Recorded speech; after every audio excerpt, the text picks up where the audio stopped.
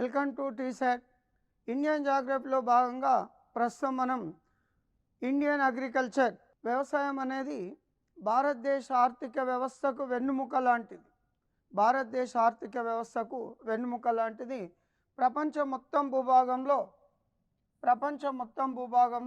7.5% భూభాగం 7.5% భూభాగం వ్యవసాయానికి అనుకూలంగా ఉంది. ప్రపంచం మొత్తం ప్రజల్లో 54% మంది వ్యవసాయ రంగంపై ఆధారపడి ఉండడం జరిగింది. అదేవిధంగా మాలవి అనే దేశంలో 92% మంది వ్యవసాయంపై ఆధారపడి ఉన్నారు. మాలవి అనేది అన్డెవలప్డ్ కంట్రీ, అభివృద్ధి చెందని దేశం. కాబట్టి మొత్తం 92% వ్యవసాయ రంగం పైననే ఆధారపడి ఉండడం జరిగింది. అదే ఇంగ్లాండ్ తీసుకున్నట్లయితే అభివృద్ధి చెందిన దేశం, పారిశ్రామికంగా అభివృద్ధి చెందిన దేశం. వ్యవసాయ రంగంపై ఒక 6% మంది మాత్రమే 6% మంది ప్రజలు వ్యవసాయ రంగంపై ఆధారపడి ఉండడం జరిగింది. ఎక్కువగా అభివృద్ధి చెందిన దేశాల్లో పారిశ్రామిక రంగం పైన, సేవల రంగం పైన ఎక్కువ మంది ఆధారపడి ఉండడం జరుగుతుంది.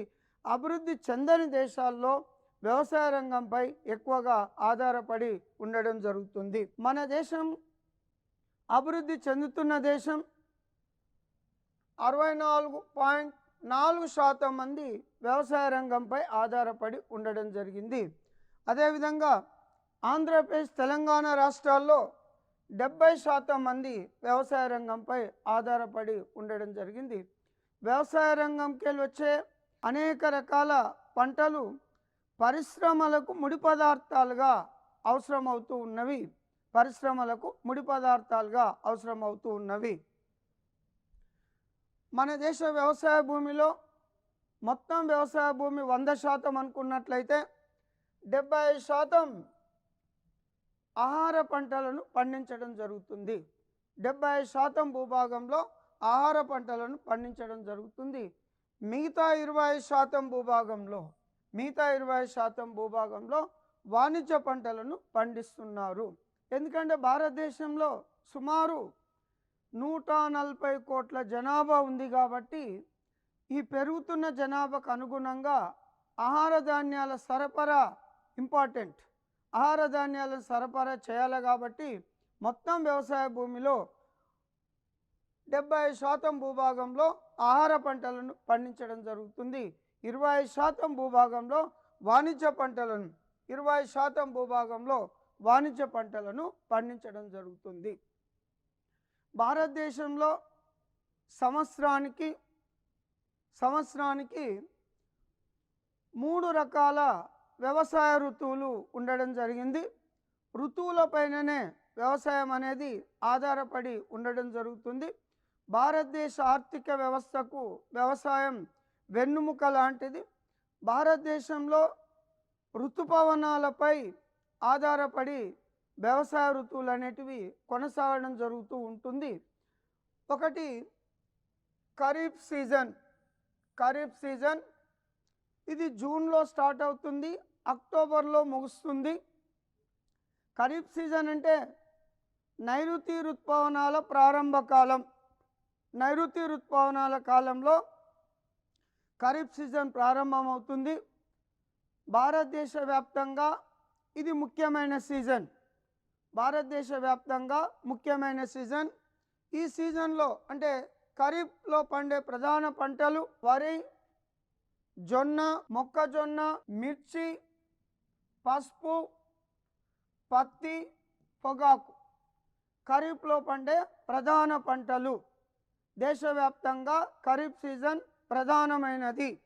నెక్స్ట్ రబీ సీజన్ ఇది అక్టోబర్ నుంచి మార్చి వరకు ఉంటుంది.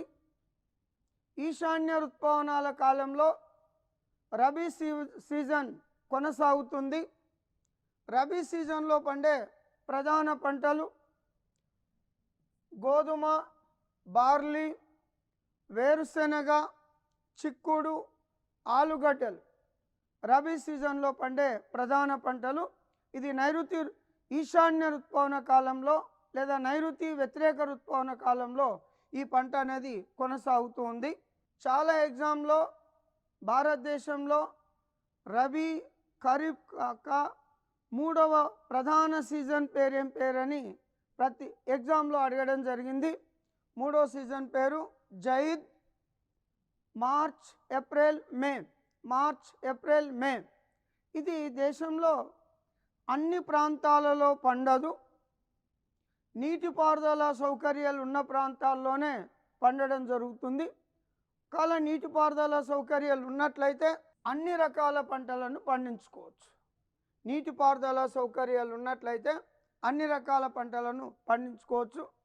కర్బూజా, పుచ్చకాయలు, దోసకాయలు మరియు ఆకుకూరలు, కూరగాయలు లాంటి పంటలను జైద్ సీజన్లో పండించుకోవడానికి అవకాశం ఉంది.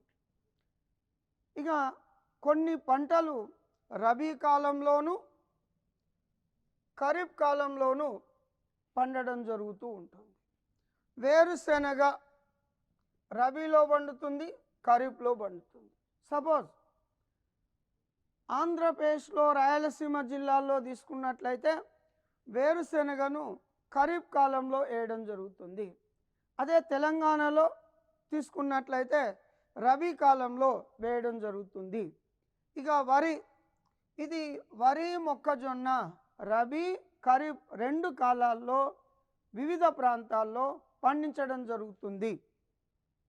నెక్స్ట్ పంటలు రకాలు, టైప్స్ ఆఫ్ క్రాప్స్, పంటలు రకాలు. ఒకటి ఆహార పంటలు. ఆహార పంటల్లో మళ్ళీ విభజించినట్లయితే కాయధాన్యాలు, వరి, గోధుమ, బార్లీ. వరి, గోధుమ, బార్లీ ప్రధాన కాయధాన్యాలకు ఉదాహరణగా చెప్పొచ్చు. ప్రధాన కాయధాన్యాలకు ఉదాహరణగా చెప్పొచ్చు. నెక్స్ట్ చిరుధాన్యాలు. చిరుధాన్యాల్లో జొన్న, సజ్జ, రాగులు, కొర్రలు చిరుధాన్యాలకు ఉదాహరణగా చెప్పొచ్చు. నెక్స్ట్ పప్పు ధాన్యాలకు ఉదాహరణ కందులు, మినుములు, శనగలు, ఉలువలు, పెసర్లు, అనుములు. ఇవి పప్పు ధాన్యాలకు ఉదాహరణగా చెప్పొచ్చు. పప్పు ధాన్యాలకు ఉదాహరణగా చెప్పొచ్చు. వాణిజ్య పంటలు. వాణిజ్య పంటలు అనేటివి దేశవ్యాప్తంగా వివిధ ప్రాంతాల్లో పండించడం జరుగుతుంది. ముఖ్యంగా రైతుల ఆదాయం కొరకు అనేక పరిశ్రమల్లో ముడి పదార్థాల కొరకు వీటిని పండించడం జరుగుతుంది. వాణిజ్య పంటల్లో ఒకటి పానీయాల రూపంలో తీసుకునే పంటలు. పానీయాల రూపంలో తీసుకునే పంటలకు ఉదాహరణ కాఫీ, టీ. కాఫీ, టీ పానీయాల రూపంలో తీసుకునే పంటలకు ఉదాహరణ. రెండోది మత్తు పంటలు, పొగాకు, గంజాయి. అంటే పొగాకును అధికారికంగా పండించడం జరుగుతుంది. భారతదేశంలో గంజాయి అనేది అధికారికంగా పండించడం లేదు. పొగాకు మాత్రమే అధికారికంగా పండించడం జరుగుతుంది. సో మత్తు పంటలకు ఉదాహరణగా చెప్పవలసి వస్తే పొగాకు, గంజాయి. పొగాకు, గంజాయి మత్తు పంటలకు ఉదాహరణగా చెప్పవచ్చు. నెక్స్ట్ తీపి పంటలు. తీపి పంటలకు ఉదాహరణ చెరుకు, బీట్రూట్. తీపి పంటలకు ఉదాహరణగా చెప్పచ్చు.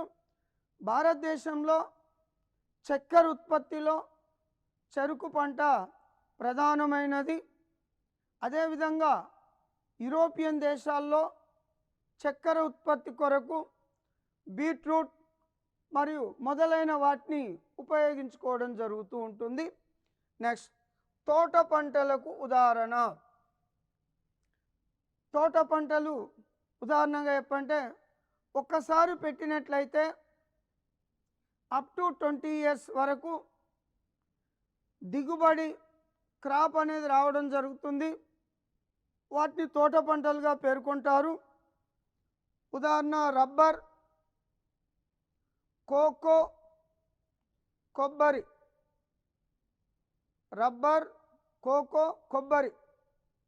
ఈ కోకో అనే పంట మన దేశంలో ఎక్కువగా పండదు. ప్రపంచవ్యాప్తంగా ఆఫ్రికా ఖండ దేశమైన ఘనా దేశంలో కోకో పంటను అత్యధికంగా పండించడం జరుగుతుంది. ఈ కోకోను చాక్లెట్ల తయారీలో, కేకుల తయారీలో అత్యధికంగా ఉపయోగించుకోవడం జరుగుతుంది. మన దేశంలో కోకో తోటలు అనేటివి చాలా తక్కువగా ఉంటాయి. ఇంకోటి నార పంటలకు ఉదాహరణ. నార పంటలకు ఉదాహరణ ఈ నార పంటలు అనేటివి భారతదేశంలో టెక్స్టైల్ పరిశ్రమకు ప్రధాన ముడిసరుకుగా కొనసాగుతున్నవి. పత్తి, జనుము ప్రపంచవ్యాప్తంగా టెక్స్టైల్ పరిశ్రమకు ముడి పదార్థాలుగా కొనసాగుతున్నవి. ఇక హరిత విప్లవం. హరిత విప్లవం హరిత విప్లవం అనేది భూభాగం అంతే ఉంటుంది, జనాభా విపరీతంగా పెరుగుతుంది. ఇప్పుడున్న ప్రపంచ దేశాలలో అన్నీ కూడా సంక్షేమ రాజ్యాలుగా కొనసాగుతున్నవి. పెరుగుతున్న జనాభాకు ఆహార ధాన్యాలను అందించాలనే ఉద్దేశంతో ఈ హరిత విప్లవాన్ని 1966-67 వార్షిక ప్రణాళిక కాలంలో భారతదేశంలో ప్రారంభించడం జరిగింది. ప్రపంచంలో మొట్టమొదటిసారిగా మెక్సికో దేశంలో కరువు వచ్చిన సందర్భంగా వారికి ఏమన్నా సహాయం చేయొచ్చు అనే ఉద్దేశంతో అమెరికా దేశానికి చెందిన నార్మన్ బోర్లాంగ్ అనే వ్యవసాయ శాస్త్రజ్ఞుడు మెక్సికో దేశం పోయి అనేక ప్రయోగాలు చేసి గోధుమ పంటలో అధిక దిగుబడులను సాధించడం జరిగింది. గోధుమ పంటలో అధిక దిగుబడులను సాధించడం జరిగింది. ప్రపంచవ్యాప్తంగా గోధుమ పంటతో ప్రారంభమై అన్ని పంటల్లో, మెక్సికోతో ప్రారంభమై అన్ని దేశాల్లో హరిత విప్లవం అనేది విస్తరించడం జరిగింది. హరిత విప్లవం విస్తరించింది. హరిత విప్లవం ప్రధాన ఉద్దేశం తక్కువ భూభాగంలో ఎక్కువ దిగుబడిని సాధించడం. ఎక్కువ దిగుబడి సాధించాలంటే వ్యవసాయ కమతాల పరిమాణం ఎక్కువగా ఉండాలి, రసాయనిక మందులను పెద్ద మొత్తంలో ఉపయోగించాలి, నీటిపారుదల సౌకర్యాలు పుష్కలంగా ఉండాలి. అప్పుడు మాత్రమే అధిక దిగుబడులు సాధించవచ్చు. సో ఈ విప్లవం వల్ల మన దేశంలో అభివృద్ధి చెందిన ప్రాంతం ఉత్తర భారతదేశం. భారతదేశంలో హరిత విప్లవం వల్ల ఎక్కువ అభివృద్ధి చెందిన ప్రాంతం ఉత్తర భారతదేశం. ప్రపంచ హరిత విప్లవ పితామహుడు నార్మన్ బోర్లాంగ్. ప్రపంచ హరిత విప్లవ పితామహుడు నార్మన్ బోర్లాంగ్. ఇతను అమెరికా దేశానికి చెందిన వ్యవసాయ శాస్త్రవేత్త. హరిత విప్లవం అనే పదాన్ని మొదట ఉపయోగించింది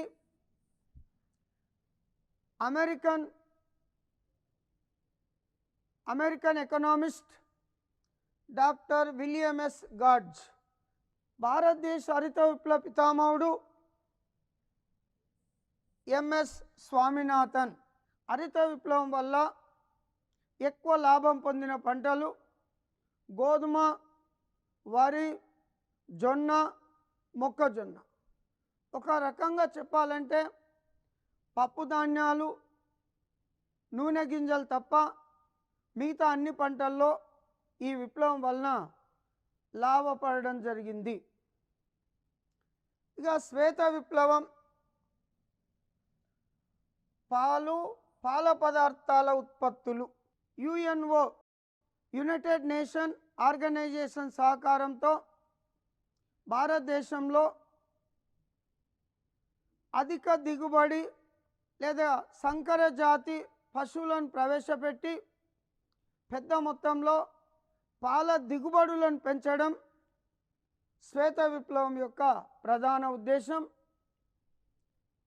అదేవిధంగా గ్రామీణ ప్రాంతాల్లో ఉన్న పాల ఉత్పత్తిదారులను పట్టణ ప్రాంతాల్లో ఉన్న పాల వినియోగదారులకు అనుసంధానం చేయడమే ఆపరేషన్ ఫ్లడ్ ప్రధాన ఉద్దేశం. ఆపరేషన్ ఫ్లడ్ మొదటి దశ, రెండో దశ, మూడవ దశ పేరుతో దేశవ్యాప్తంగా దీన్ని విస్తరించడం జరిగింది. శ్వేత విప్లవ పితామహుడు వర్గీస్ కురియన్. శ్వేత విప్లవ పితామహుడు వర్గీస్ కురియన్ గుజరాత్లోని ఆనంద్ అనే పట్టణంలో నేషనల్ డైరీ డెవలప్మెంట్ బోర్డ్ పాడి పరిశ్రమాభివృద్ధి మండలిని ఏర్పాటు చేసి పాల దిగుబడుల కొరకు అనేక రకాలుగా కృషి చేయడం జరిగింది వర్గీస్ కురియన్. ఇతన్ని శ్వేత విప్లవ పితామహుడు అని పిలవడం జరుగుతుంది. Milk man of India. Amul అనే బ్రాండు పాలు పాల పదార్థాల ఉత్పత్తులకు సంబంధించింది. ఇది చాలాసార్లు ఎగ్జామ్లో అడిగిండు. అమూల్ అనే బ్రాండ్ దేనికి సంబంధించింది? పాలు పాల పదార్థాల ఉత్పత్తులకు సంబంధించింది. నీలి విప్లవం చేపలు మరియు సముద్ర ఉత్పత్తులను బ్లూ రివల్యూషన్, నీలి విప్లవం పేరుతో పిలవడం జరుగుతుంది. ఒకప్పుడు సముద్రాలలో చెరువులలో చేపలు లభించేవి. ప్రస్తుతం దేశవ్యాప్తంగా చేపల చెరువులను, రొయ్యల చెరువులను ఏర్పాటు చేసి చేపల ఉత్పత్తులను పెంచి అనేక మందికి ఉపాధి అవకాశాలు కల్పించడం జరుగుతుంది. పసుపు విప్లవం, ఎల్లో రివల్యూషన్. పసుపు విప్లవం దేశవ్యాప్తంగా మెట్ట ప్రాంతాలను అభివృద్ధి చేయడం. మెట్ట ప్రాంతాలంటే నీటిపారుదల లేని ప్రాంతాలను అభివృద్ధి చేసి నూనె గింజల ఉత్పత్తులను పెంచడం ఈ పసుపు విప్లవం, ఎల్లో రివల్యూషన్ యొక్క ప్రధాన ఉద్దేశం. మన దేశంలో నూనె గింజల్లో అత్యధికంగా వేరుశెనగను ఉపయోగించడం జరుగుతుంది. వేరుశెనగను కింగ్ ఆఫ్ ఆయిల్ సీడ్ అనే పేరుతో పిలవడం జరుగుతుంది. భారతదేశంలో నూనె గింజల్లో 70% వేరుశెనగ నూనెనే ఉపయోగించడం జరుగుతుంది. నెక్స్ట్, గులాబీ రంగు విప్లవం, పింక్ రివల్యూషన్. ఫార్మాస్యూటికల్స్, ఔషధాల తయారీ మరియు రొయ్యల ఉత్పత్తులు. ఔషధాల తయారీ, రొయ్యల ఉత్పత్తులు. మన దేశంలో ఆంధ్రప్రదేశ్ రాష్ట్రం రొయ్యలను అత్యధికంగా ఉత్పత్తి చేయడం జరుగుతుంది. నెక్స్ట్, ఆరెంజ్ రివల్యూషన్, నిమ్మ జాతి తోటల పెంపకం. ఆరెంజ్ రివల్యూషన్, నిమ్మ జాతి తోటల పెంపకం. మహారాష్ట్ర అత్యధికంగా నిమ్మ జాతి తోటలను పెంచుతూ ఉంది. నాగ్పూర్ సిటీని orange city of India, orange city of India అని నాగ్పూర్ సిటీని పిలవడం జరుగుతుంది. వైలెట్ రివల్యూషన్, వైలెట్ రివల్యూషన్ ఉన్ని వస్తువుల ఉత్పత్తులు. ఉన్ని వస్తువుల ఉత్పత్తులు. భారతదేశంలో దక్షిణ భారతదేశంలో ఉత్పత్తి అయ్యే ఉన్ని నాసి రకంగా ఉంటుంది. ఇది గొంగళ్ళ నేతకు మాత్రమే ఉపయోగపడుతుంది. ఒకప్పుడు పూర్వం మహబూబ్ నగర్ జిల్లా గొంగళ్ళ నేతకు చాలా ప్రసిద్ధి.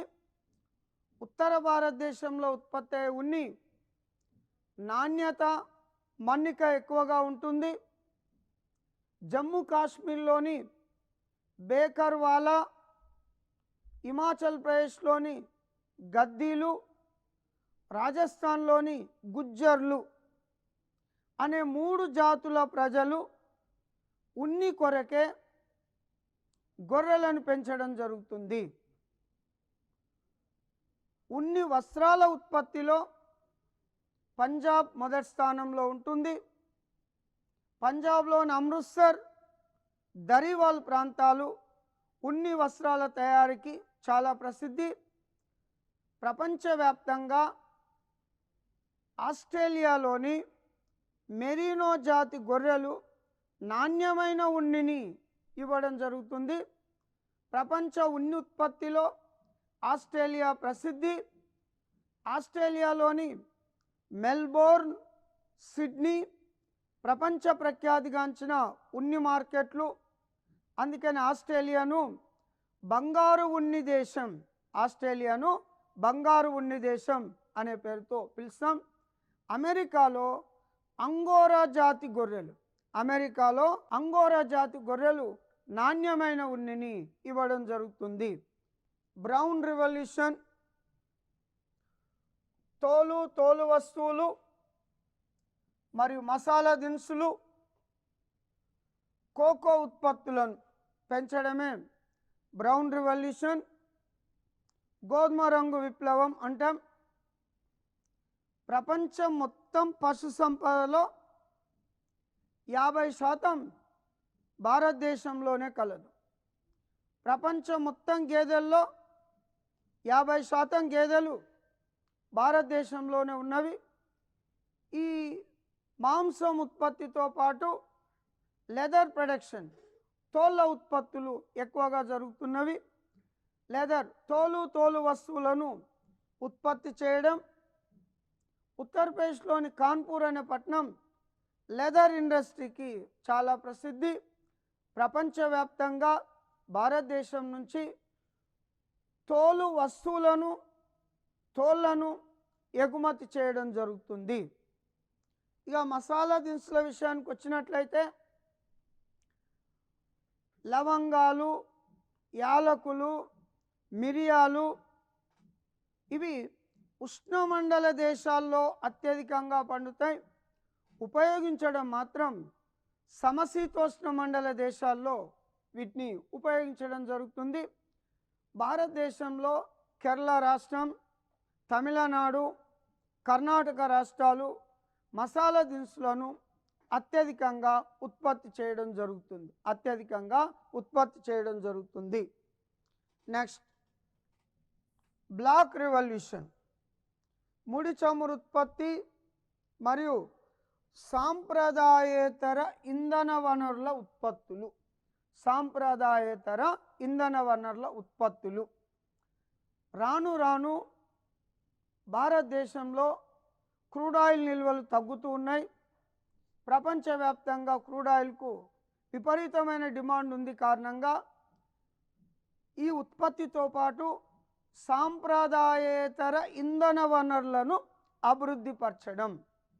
ఉదాహరణ పవన విద్యుత్, భూగర్భ జల విద్యుత్, సౌర విద్యుత్, తరంగ విద్యుత్ ఇవి అభివృద్ధి పరచడం ఈ విప్లవం యొక్క ప్రధాన ఉద్దేశం.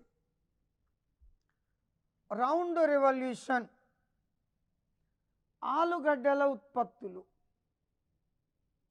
ప్రపంచవ్యాప్తంగా వరి, గోధుమ, జొన్న తర్వాత అత్యధికంగా ఉపయోగించబడుతున్న పంట ఆలుగడ్డలు. వీటితో అనేక రకాల వస్తువులను తయారు చేసుకోవచ్చు. ఏకంగా యుఎన్ఓ, యునైటెడ్ నేషన్ ఆర్గనైజేషన్ 2008 ఇయర్ను ప్రపంచ ఆలుగడ్డల సంవత్సరంగా ప్రకటించడం జరిగింది. అంటే వీటి ప్రాముఖ్యత చూడొచ్చు. ప్రపంచవ్యాప్తంగా ఆలుగడ్డల ఉత్పత్తుల్లో రష్యా, చైనా అత్యధికంగా ఉత్పత్తి చేయడం జరుగుతుంది. మన దేశంలో ఉత్తరప్రదేశ్ రాష్ట్రం ఆలుగడ్డలను అత్యధికంగా ఉత్పత్తి చేస్తుంది. నెక్స్ట్ రెడ్ రెవల్యూషన్ ఎరుపు విప్లవం అంటే మాంసం ఉత్పత్తులు మరియు టమాటా ఉత్పత్తులు. మాంసం అంటే పశువుల మాంసాన్ని అత్యధికంగా ఉత్పత్తి చేయడం మరియు టమాటా ఉత్పత్తులు, ఒక రకంగా చెప్పాలంటే బీఫ్ మాంసాన్ని ఎక్కువగా ఉత్పత్తి చేయడం. రెడ్ రివల్యూషన్ యొక్క ప్రధాన ఉద్దేశం. సిల్వర్ రివల్యూషన్ కోడిగుడ్ల ఉత్పత్తులు, ఉల్లిగడ్డల ఉత్పత్తి, పౌల్ట్రీ పరిశ్రమ, కోళ్ళ పరిశ్రమను అభివృద్ధి చేయడం. నెక్స్ట్ సిల్వర్ ఫైబర్ రివల్యూషన్ పత్తి వస్తువుల ఉత్పత్తులను అభివృద్ధి చేయడమే సిల్వర్ ఫైబర్ రివల్యూషన్ యొక్క ప్రధాన ఉద్దేశం. గోల్డెన్ రివల్యూషన్ పండ్ల తోటల పెంపకం. గోల్డెన్ రివల్యూషన్ పండ్ల తోటల పెంపకం. స్వీట్ రివల్యూషన్ తేనె ఉత్పత్తులు. గోల్డెన్ ఫైబర్ రివల్యూషన్ జనపనార వస్తువుల ఉత్పత్తులు.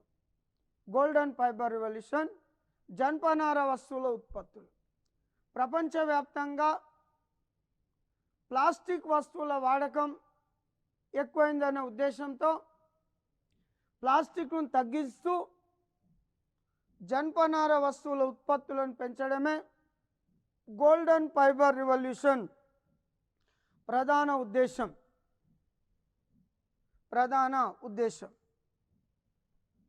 గ్రే రివల్యూషన్ అంటే బూడిద రంగు విప్లవం. ఎరువుల ఉత్పత్తులను పెంచడం, ఆహార ధాన్యాలను నిల్వ చేయడం ఈ గ్రే బూడిద విప్లవం యొక్క ప్రధాన ఉద్దేశం. ఎవర్ గ్రీన్ రివల్యూషన్ అంటే ఆహార ధాన్యాల ఉత్పత్తులను రెట్టింపు చేయడం. జనాభా పెరుగుతూ ఉంది, భూమి అంతే ఉంటుంది.